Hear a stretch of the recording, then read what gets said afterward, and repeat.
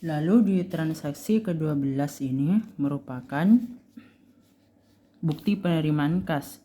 Maka sudah terpampang jelas di sini adalah bukti penerimaan kas. Maka di bukti penerimaan kas tersebut akan dan harus kita catat di jurnal penerimaan kas, yakni cash receipt journal, sehingga harus langsung membuka jurnalnya. Lalu sebelum itu kita harus menuliskan tanggal di sini 18 November dan nomornya, yakni tanggal 18 November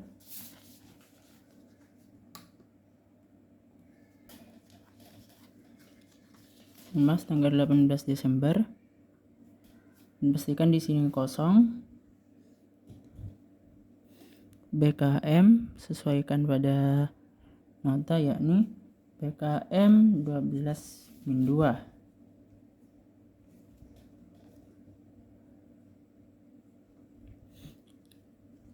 Di sini untuk deskripsinya menyesuaikan pada keterangan. Di sini keterangannya adalah penerimaan pendapatan sewa kendaraan. Maka agar lebih singkat, di sini kita ambil poinnya, yakni sewa kendaraan.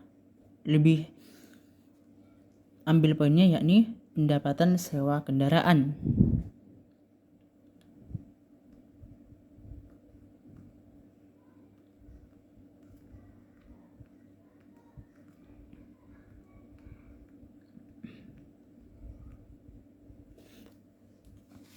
Agar lebih mudah, kita langsung analisa jurnal berdasarkan bukti transaksi ini. Yang pertama di kolom jumlah sebesar Rp6.077.500. Nah, di sini untuk jumlah ini merupakan nominal kas di bank. Karena ini merupakan nominal kas bertambah, sehingga untuk nominal jumlah yang termasuk kas yang diterima ini harus kita catat di bagian debit. Sehingga langsung saja untuk 6 juta ini merupakan uang yang kita terima, catat di bagian kolom kas di bank sebesar 6.077.500.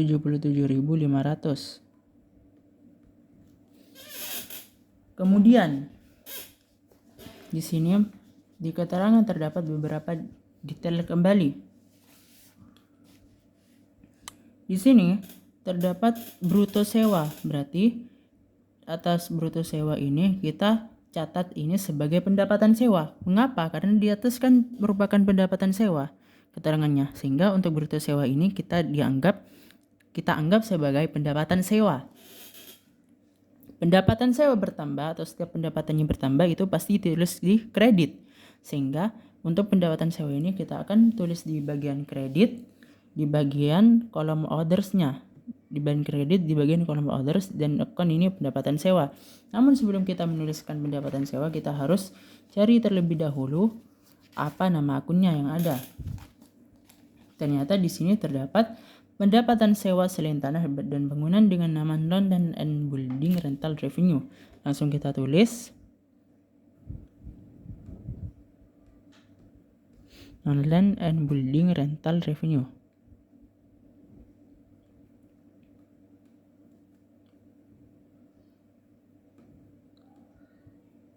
Jika tidak cukup dapat disingkat sesuai pemikiran masing-masing dengan nomor akun 8min1200. Lalu untuk nominalnya berapa? Yakni sesuai dengan nominal sewa, yakni sebesar 5.500.000. Kita tuliskan pada kolom totalnya.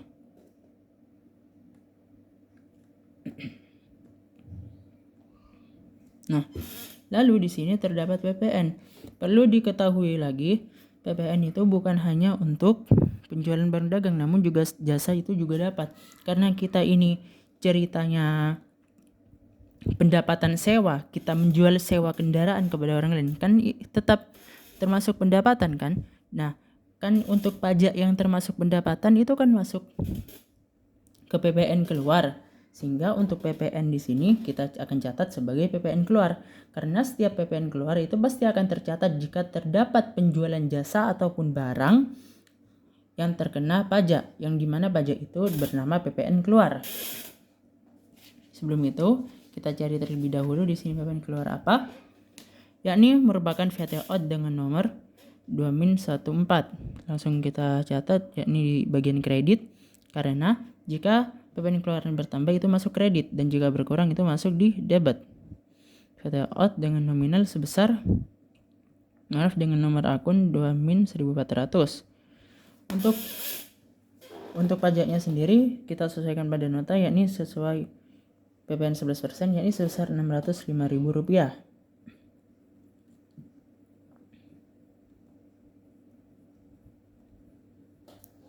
Nah, lalu di sini juga terdapat pajak lagi. Ada keterangan lagi di sini.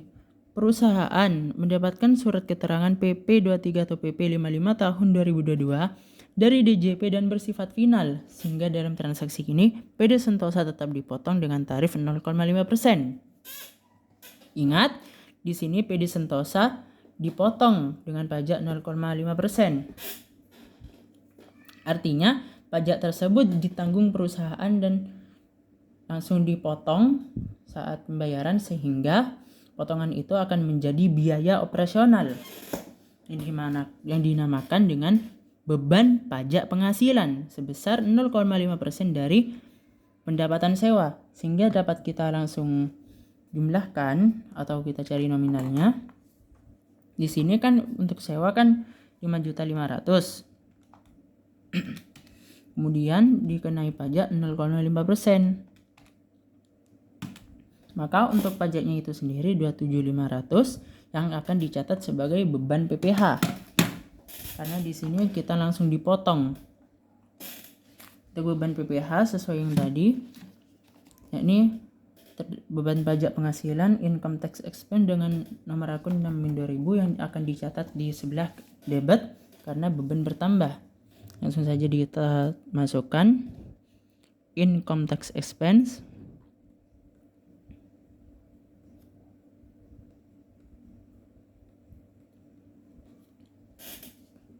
dengan nomor akun 6.000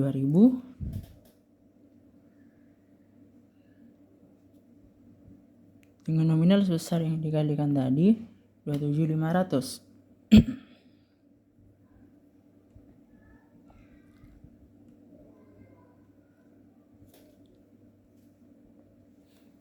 Nah, jika misalnya bingung untuk menghitung pajaknya, jika bingung menghitung pajaknya itu dari mana, langsung saja jika terdapat kalimat pajak di sini dipotong tarif 0,5%, PD Sentosa dipotong tarifnya, maka itu berarti kita dikenai pajak. Namun jika bingung mengetahui berapa nominalnya, langsung saja kita asumsi atau kira-kira.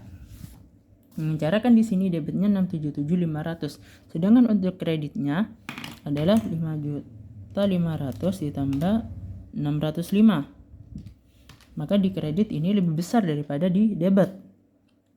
Ini dengan cara mencari selisihnya, dikurangi 607.500, maka selisih ini yang termasuk ke dalam pajak. Seperti itu.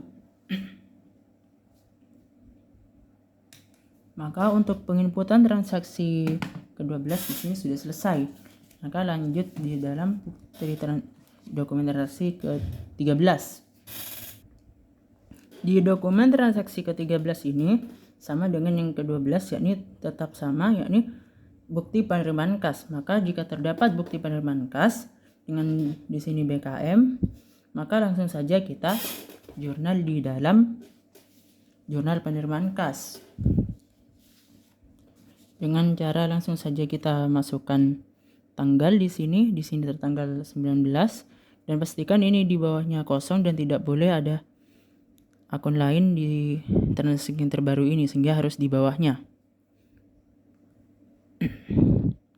Dengan BKM 12-3. Dengan deskripsinya adalah di sini toko elang atas pembayaran piutang.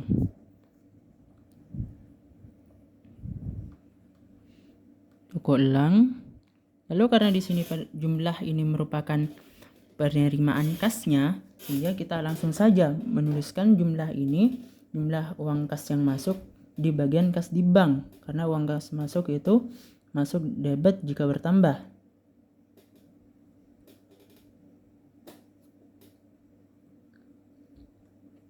Nah, lalu kita cari sebelum melanjut ke langkah berikutnya, kita ketahui dulu berapa nominal sebenarnya piutang toko elang kepada kita pada tanggal 25 November dengan nomor faktur F11/14. Kita harus membuka rincian saldo piutang dagang. Untuk rincian saldo piutang dagang di sini, toko elang memiliki jumlah piutang Rp99.900.000, sehingga pada tanggal 19 ini baru dilunasi dengan nominal yang sama dengan sebelumnya. Maka di sini toko elang tidak dikenai potongan penjualan atau diskon penjualan sehingga membayar utuh. Karena di sini melunasi piutang, sehingga untuk piutang itu sendiri akan berkurang dan berkurang akan diposisikan di posisi kredit. Di sini jumlah piutangnya sebesar 99.900, kemudian dibayar 99.900, maka piutangnya pun akan berkurang sehingga akan kita posisikan di posisi kredit dengan kalimat yang sejajar dengan tanggalnya.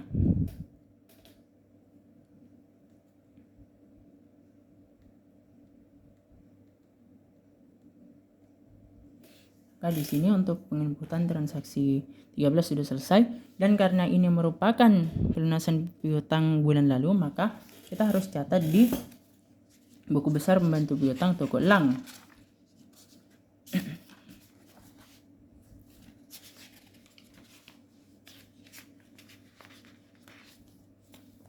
Pada bagian ini.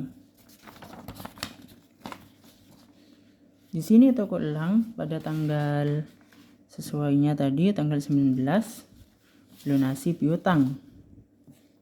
Maka di sini langsung saja tanggal 19. Di sini keterangan merupakan pelunasan piutang.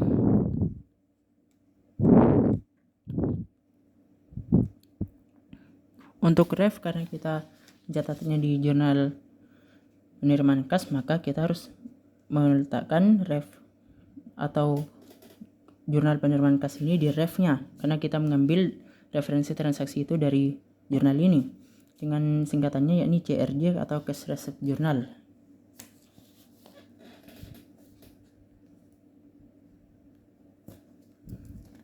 Dengan nominal yang dibayarkan yakni sebesar Rp99.900.000.